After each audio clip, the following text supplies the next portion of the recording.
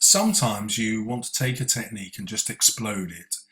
Think of it like a tennis player relentlessly trying the same shot, so they get better and better and better.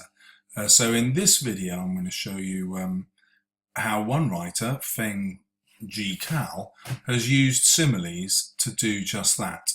So she seemed dried up and scrawny with a face like an unvarnished ping pong bat. And this idea of the ping pong bat comes as a complete surprise to us. Although incidentally, if she's Chinese, or he's Chinese, I don't know the sex of the author, this may be less of a surprise in Chinese, but to us, it is a surprise. But it perfectly describes somebody's kind of pockmarked face with no shine to it, unvarnished. This is a really powerful simile. It's doing a massive job. Her features would pass, but they were small and insignificant, as if carved in shallow relief. And again, the idea of being unvarnished and lacking in shine, and then slightly wooden, like the ping pong bat, is picked up again with this notion of it being carved. So the similes belong together, they inform each other.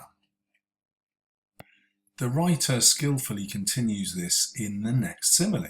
So she was flat-chested, had a ramrod back, and buttocks as scraggy as a scrubbing board. So the scrubbing board, of course, is also made of wood and picks this idea of roughness of skin that the previous two similes have given us. And now, of course, you'll be sensitive to the alliteration of scrabby and scrubbing. A very memorable description, harsh sounds which sound almost like the sound of scrubbing on her buttocks. Quite a horrible but entertaining image. Her husband, on the other hand, seemed, excuse the extra ease there, a rubber roly-poly, well-fleshed, soled, which should be solid, and radiant. Here we've got a complete change. And if you look at the vowel sounds and the B's, rubber, roly-poly, fleshed and solid, it's much more cheerful sounding. So we get a massive contrast between her husband and herself.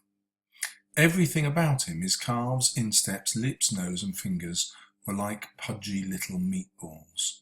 A wonderful simile, again cheerful in the sense that it's ball-shaped, but now also slightly disgusting, which is picked up by the idea of it being pudgy. His eyes were two high voltage light bulbs, whilst his wife's were like glazed marbles. This use of contrast is really skillful writing. It's a great technique if you can use it. So on the one hand, we've got the brightness of the husband, and on the other hand, we've got this cold look from the glazed marbles.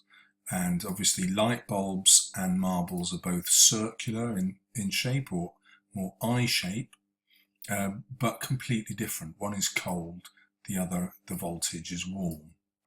The two of them just did not match and formed a marked contrast, but they were inseparable. So hopefully you can see a writer is on top of their game here, using simile after simile after simile. Something which you're not encouraged to do generally, but as a way of practicing, like the tennis player, to get the perfect shot, it's a great technique to try. Give it a go.